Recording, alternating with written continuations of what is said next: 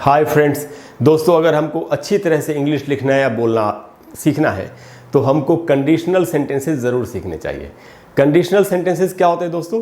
Conditional sentences में hypothetical situations को बताया जाता है, यानी कि कोई काम हो पाया कि नहीं हो पाया, ऐसा होता तो ऐसा हो जाता। जैसे कई बार लोग कहते हैं मेरे पास पैसे होते तो मैं कार खरीद लेता, तुमने अगर ठीक से पढ़ाई की होती तो तुम एग्ज़ाम में पास कर गए होते। या पानी को गर्म करो तो फिर वो खौलता है, अगर 1000 डिग्री से ज़्यादा पे पानी को गर्म करो तो वो खौलता है। या जब सांप नाराज़ होता है या डर जाता है तो वो आदमी को काट लेता है। इस प्रकार के सेंटेंसेस। तो दोस्तों ऐसे सारे सेंटेंसेस को अलग अलग हिस्सों में बांटा गया है। तो ये जो कंडीशनल सेंटेंसेस होते हैं इनको आप कम से कम 4 हिस्सों में बांट सकते हैं: zero conditional, first conditional, second conditional and third conditional. तो आज हम सीखेंगे दोस्तों ज़ीरो कंडीशनल। आज का हमारा टॉपिक है conditional sentences, the zero conditional. तो दोस्तों ज़ीरो कंडीशनल क्या होता है?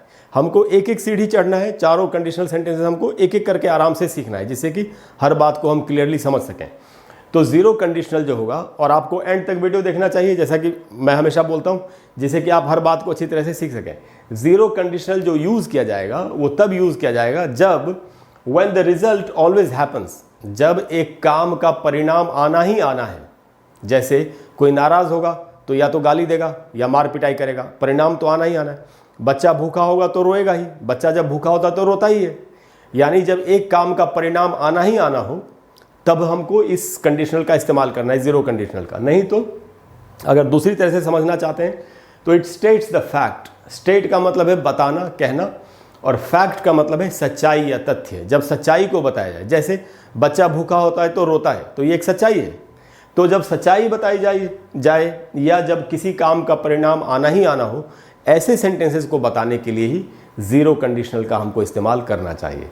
अच्छा दोस्तों, ऐसे सेंटेंसेस का स्ट्रक्चर क्या होता है? हर सेंटेंस का एक स्ट्रक्चर होता है, ये आप जानते ही हैं। अगर स्ट्रक्चर्स को सीख ले आदमी तो आदमी दुनिया का कोई भी सेंटेंस बहुत ही आसानी से बोल सकता है।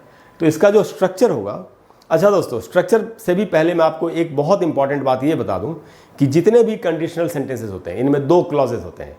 एक क्लॉज इफ़ वाला होता है, अगर ऐसा होगा, अगर ऐसा हुआ, अगर ऐसा होता, इस प्रकार से बोलते हैं। तो 2 क्लॉजेज होंगे। Conditional sentences always have 2 clauses, has 2 clauses. A conditional sentence always has 2 clauses. 2 clause तो होंगे ही होंगे, एक इफ से स्टार्ट होगा और एक नॉर्मल क्लॉज होगा।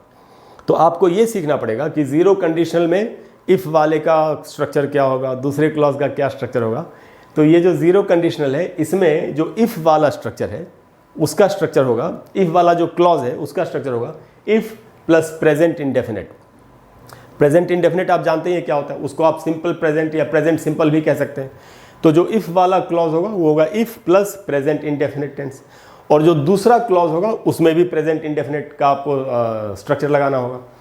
तो ज़ीरो कंडीशनल में 2 क्लॉज होंगे और दोनों में प्रेजेंट इंडेफिनिट का इस्तेमाल करना है, ये आपको याद रहेगा। अच्छा दोस्तों, प्रेजेंट इंडेफिनिट का स्ट्रक्चर तो आपको पता ही होगा कि क्या होता है, नहीं तो मैं लिख देता हूं। प्रेजेंट इंडेफिनिट का स्ट्रक्चर होता है सब्जेक्ट प्लस वर्ब की या तो फर्स्ट फॉर्म या फिफ्थ फॉर्म लगानी होती है सब्जेक्ट के हिसाब से। तो V1 वर्ब की फर्स्ट फॉर्म, या V5 वर्ब की फिफ्थ फॉर्म, प्लस ऑब्जेक्ट। जो भी ऑब्जेक्ट है सेंटेंस में वो आप यूज़ कर सकते हैं। तो दोस्तों ये प्रेजेंट इंडेफिनिट का स्ट्रक्चर है, या सिंपल प्रेजेंट का स्ट्रक्चर है अफर्मेटिव सेंटेंस का, पॉजिटिव सेंटेंसेस का। तो यही स्ट्रक्चर आपको इस ज़ीरो कंडीशनल के सेंटेंसेस में दोनों क्लॉजेज में इस्तेमाल करना है, यही स्ट्रक्चर। अब हम आते हैं कुछ एक एग्जाम्पल्स पर कि इसमें एग्जाम्पल्स कैसे बन सकते हैं। तो ये रहे एग्जाम्पल्स। जैसे यहाँ कहा जा रहा है इफ़ पीपल डोंट ईट, अगर लोग खाना नहीं खाते, दे डाई, तो वो मर जाते हैं। स्वाभाविक है, अगर शरीर को खाना नहीं मिलेगा तो शरीर खत्म हो जाएगा। तो if people don't eat they die. इसी बात को दूसरे तरीके से भी कह सकते हैं आप, people die if they don't eat.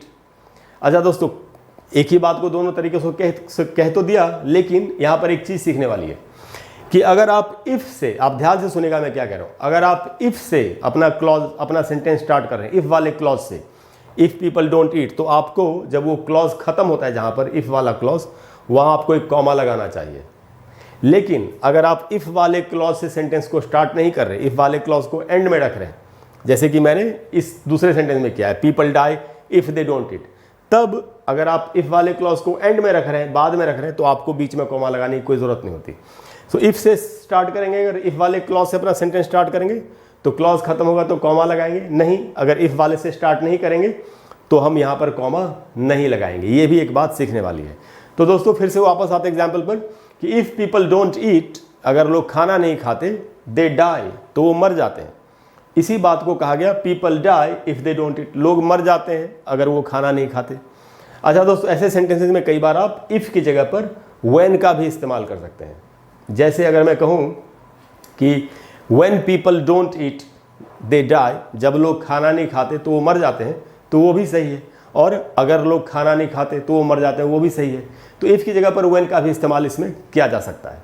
अच्छा दोस्तों, दूसरा example, if children are hungry, अगर बच्चे भूखे होते हैं, दे क्राई, तो वो रोते हैं। छोटे बच्चे तो बोल के बता नहीं सकते, इसलिए वो रो के बताते हैं कि उनको किसी चीज़ की ज़रूरत है।